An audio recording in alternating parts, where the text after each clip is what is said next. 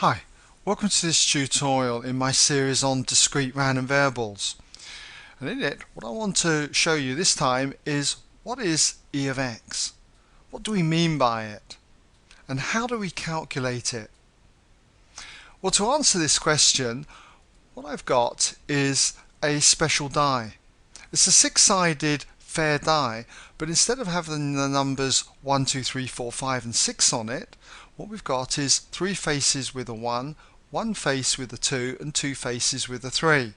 You can't see the one face with a 2 and the two faces with a 3, but let's say they're around the other side, okay? Now, suppose we were to draw up a probability distribution table, something like this for the random variable x. Let x be the random variable, the score on the die. And that score, illustrated by a small x, okay, for the observed value, could be a 1, a 2 or a 3. And we've got the probability here that our score on the die equals any of these observed values, x. So what's the probability, the chances of scoring a 1? Well, we've got three faces out of 6 that have a 1 on it. So that probability is going to be 3 out of 6. What's the probability of scoring 2? Well, to score a 2, we've got one face with a 2 on it. So that's got to be 1 out of 6. And similarly, to score a 3, we've got two faces with a 3 on it. So it's got to be 2 out of 6. Now suppose we looked at a particular table, a table on expected frequencies. Let's see what we mean by that. I've got the number of throws here that we do, and we can score a 1, 2 or 3 on this die. Now let's suppose we threw this die 6 times. According to our table of probabilities here, we've got a 3 out of 6 chance of scoring a 1. 3 throws in every 6 we're saying will result in a 1. So if we throw it 6 times, we could expect to get 3 sixes. Similarly, to score a 2, there's one face in every 6 that gives us a 2. So 1 in 6 we would expect a 2. So it's got to be 1 there. And for the 3, it's going to be 2. Now okay, these are expected frequencies. I'm sure if you threw this die 6 times, you wouldn't necessarily get 3 1s, 1 2, 2 3s, okay, because things occur at random. You might get 4 1s, say, and 2 2s, and that would mean no 3s. But this is what we would theoretically expect to happen. And if I threw the die, say, 12 times, 3 in every 6 results in a 1, so it must be 6 in every 12 would also result in a 1. 6 in every 12, so I would expect 6 1s. Similarly, to get a 2, 1 in every 6, if I throw it 12 times, must be twice as many, so I'd expect 2 here. And for the 3, instead of it being the 2 here, it's now going to be 4. And suppose I threw this die lots more times. Let's say 600. I've chosen 600 because nice number, because 6 goes into it. 3 in every 6 gives a 1, so in 600 throws it's going to be 300. 300 we would expect to result in a 1. For getting a 2, I would expect it to be 100. And for getting a 3, I would expect it to be 200. Okay, now, why have I done this? Well, normally we could work out what our mean would be if we've got a frequency table, the mean score. And if I was working out that mean score, let's just put it down here, that the mean, okay, how would I work out that mean?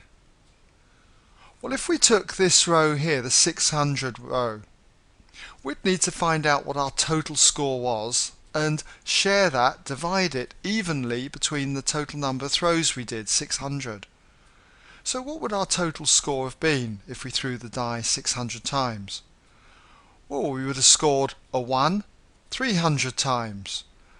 So that's going to amount to 300. But what I'm going to just write here is that we scored a 1 300 times. 1 times 300. And we'd have to add the total that we got from scoring a 2. Well, we scored a 2 100 times. So that's going to be a total of 200. That's the result we get when we do 2 times 100. So let's just write 2 times 100 instead of 200 there. And finally, the 3, the score of 3. We threw it 200 times, so that's going to amount in a total score of 600. Okay, 3 times 200. Let's just put that in, 3 times 200. Now we need to share this, divide it evenly between the total number of throws, which was 600 in this case.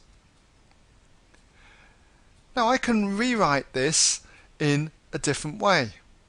Because I've got 3 terms on the top, all over 600, I can rewrite this as 1 times 300 and divide this term here by 600. I could put this over 600. And I could do that similarly for the other terms. So we've got 2 times 100 over 600 plus 3 times the 200 and put that over 600. Now look what happens. I could simplify this. I could divide 300 and 600, this fraction, by 100, top and bottom by 100. So that would cancel out those 2 zeros and those 2 zeros there. So I'd have 1 times 3 over 6. Similarly, I could do it here. 100, 600 gives me 1 over 6. And here, this would be 2 over 6. Let's just write that down again. What we've got is 1 times 3 over 6 plus 2 times 1 over 6 plus 3 times 2 over 6. And when we look at this, do you notice that what we've got here is the observed values, 1, 2 and 3, that we've got in this table here, and we've got them multiplied by the probabilities of those observed values. 3, 6, 3, 6, 1, 6, 1, 6, 2, 6, 2, 6.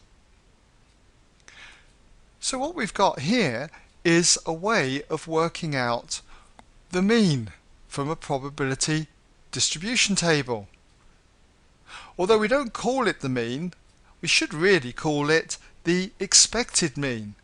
Okay, it's not the theoretical mean, so we'll just write that in here, the expected mean.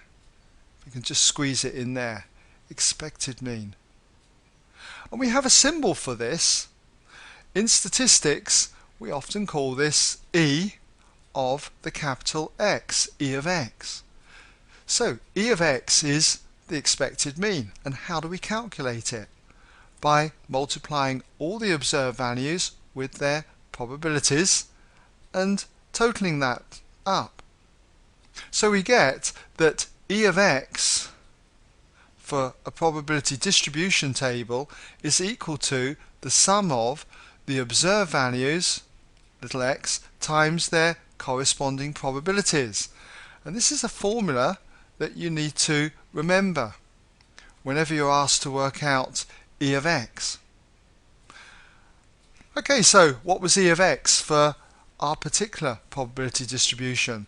Well, if you work this out, 1 times 3, 6, 2 times 1, 6, 3 times 2, 6, what you get is 11 sixths. 11 sixths, or 1 and 5 sixths.